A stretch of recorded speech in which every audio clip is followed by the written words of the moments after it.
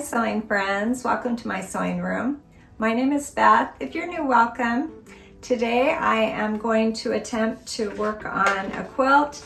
I have this picture I took of an old quilt. I've had this picture a long time. I printed it out and then I tried to find the name of the quilt or the name of the block, and I did get some clues. I'm going to take you along with me today. Let's get started.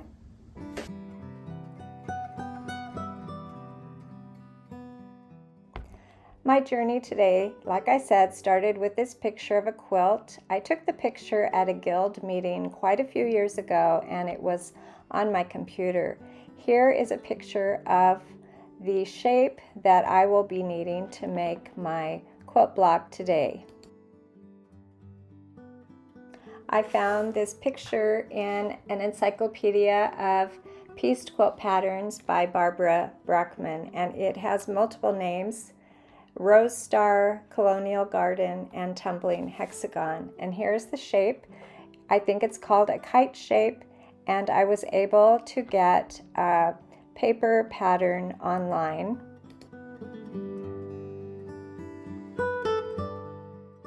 I found this paper pattern online on Barbara Brackman's blog, and I'll leave a link below. So I printed out the pattern and then I cut out one of those kite shapes and I glued it onto the back of a piece of cardboard or cereal box. I thought I would be using that cardboard shape with my rotary blade and cutting the shapes with my fabric. So here's what it looks like on my fabric, and what I could do is I could lay the shape down and use a ruler on top of that. And after doing a couple of shapes cut out like that, I realized it would be easier and maybe more effective if I taped this shape to my ruler. So two sides of this shape have a 90-degree angle, so I can put that right in the corner, and now I am able to use my ruler, and I sort of flip-flopped it as I went along on my fabric, cutting the shape. I could always start in the corner when I began, but as I went along, of course, the edges got, they were angled, and I had to figure out the best way to lay my shape on my fabric and cut out that kite shape.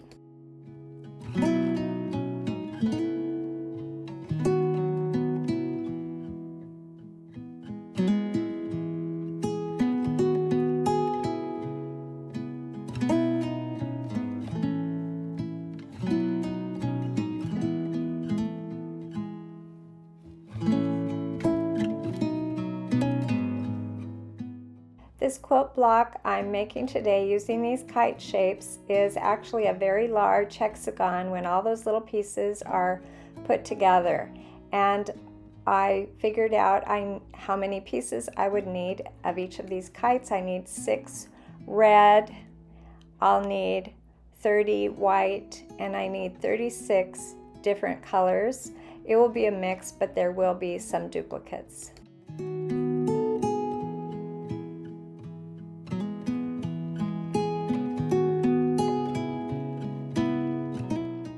After figuring out how many of these kite shapes to make, then I had to figure out how many of these triangles to make and what grouping. So I will need 6 of these triangles made with a red piece and 2 colored pieces. I need 12 triangles made with 1 colored piece and 2 white kites. And then I will need 6 triangle shapes using 3 kites with 1 white and 2 colored pieces.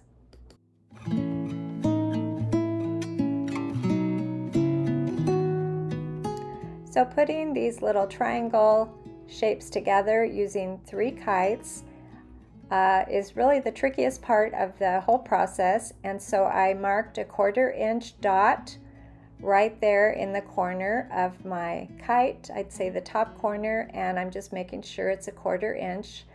And I will be putting my seam, I'll be stopping right there at that dot. I'll put the 2 dots together, right sides together.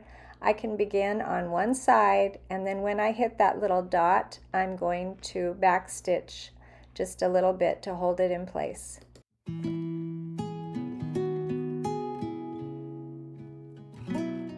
Getting my first stitch in, I will attach the 3rd kite, and again I'm going to start on the outside edge of my triangle and stop at the 1/4 inch dot, do a little back stitch, and then I'll have one more seam to put in.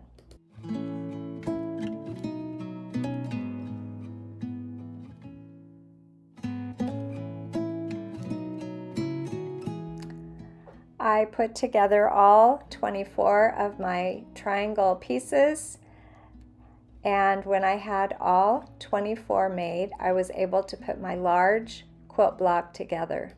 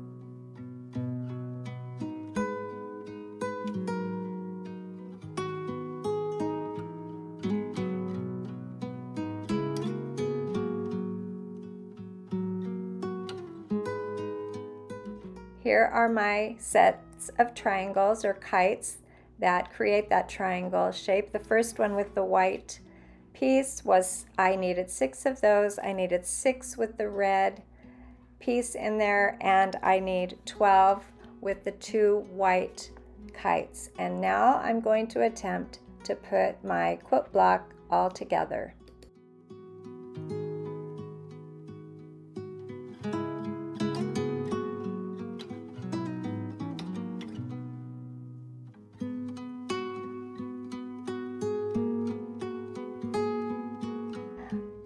I centered those white kites in the center of my quilt block, and then I went around and added the red kites that are pointing out.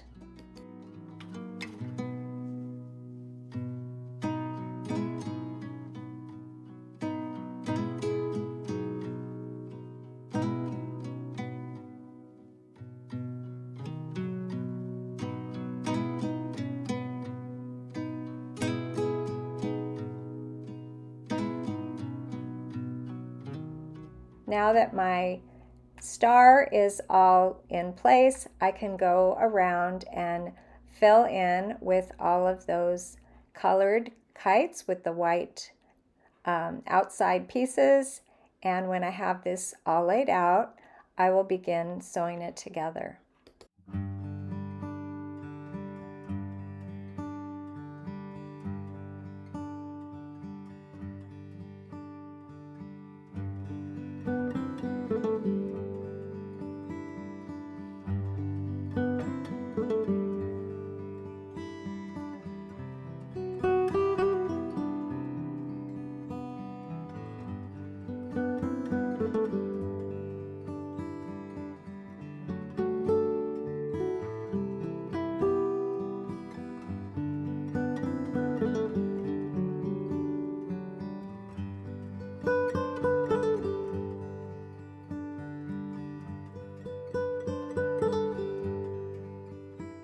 I had this very large quilt block set next to my sewing machine, and I thought I would begin sewing it together in rows, but after realizing really how big this is, and I also want to share with you, it might be easier if I moved this quilt block over to my cutting table across the room, and here it is laid out in rows, so I'll be sewing those rows together.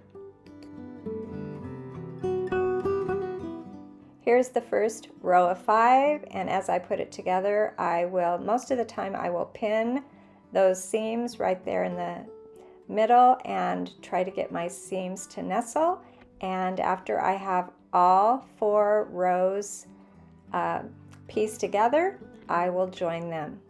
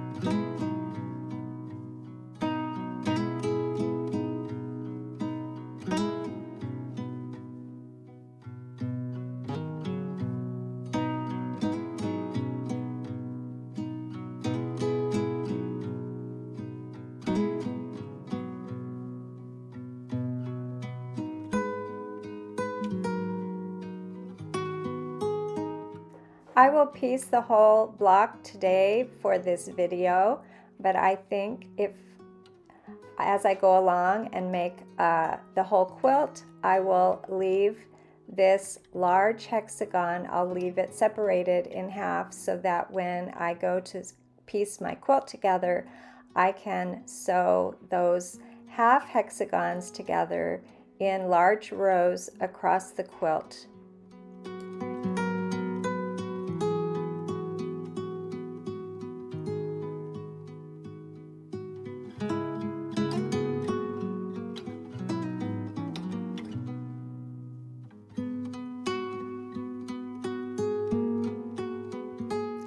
And here is that beautiful quilt block that was inspired by an old quilt that I saw many years ago. I am going to continue cutting these kite shapes in the evening. I just love to do little quiet jobs in the evening, and cutting scraps is a nice quiet job that I enjoy doing. So here is my handmade template. Just added that paper to the back of my square template, and I'm going to cut my shapes.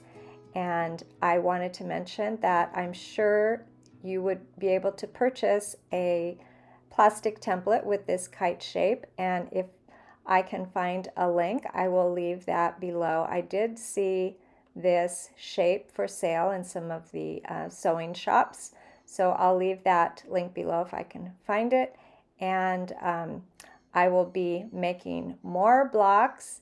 This is just a beautiful quilt block that I can't wait to work on.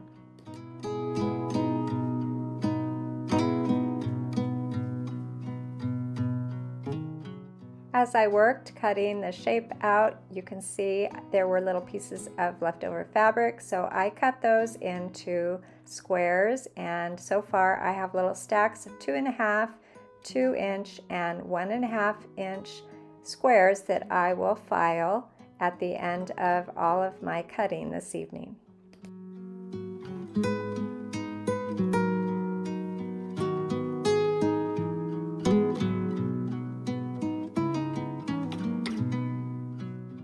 Thanks for joining me today, and I'll see you next time.